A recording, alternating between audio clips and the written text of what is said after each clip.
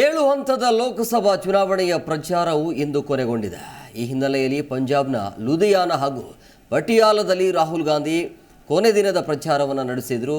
ಇನ್ನು ಮತ್ತೊಂದು ಕಡೆ ನರೇಂದ್ರ ಮೋದಿ ಪಶ್ಚಿಮ ಬಂಗಾಳದ ಮಥುರಾಪುರ, ಒಡಿಶಾದ ಮಯೂರ್ಭಂಜ್, ಬಾಲ್ಸೋರ್ ಹಾಗೂ ಕೇಂದ್ರಾಪಾರದಲ್ಲಿ ಪ್ರಚಾರವನ್ನು ನಡೆಸಿದ್ದಾರೆ. 7ನೇ ಮತ್ತು ಅಂತಿಮ ಹಂತದ ಮತದಾನದ ಪ್ರಕ್ರಿಯೆಯು ಜೂನ್ 1ರಂದು ಅಂದರೆ ಶನಿವಾರದಂದು ನಡೆಯುತ್ತೆ.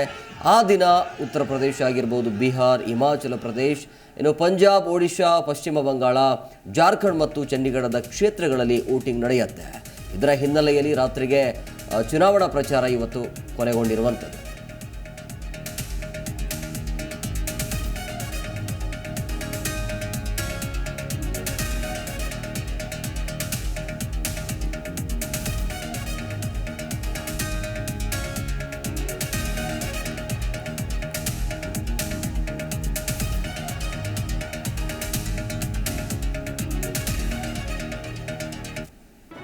ಜಿ ಕನ್ನಡ ನ್ಯೂಸ್ ಈಗ ನಿಮ್ಮ ಮನೆಯಲ್ಲೇ ನೋಡಿ. ಎಲ್ಲ ಕೇಬಲ್ಗಳಲ್ಲಿ ಈಗ ಲಭ್ಯ.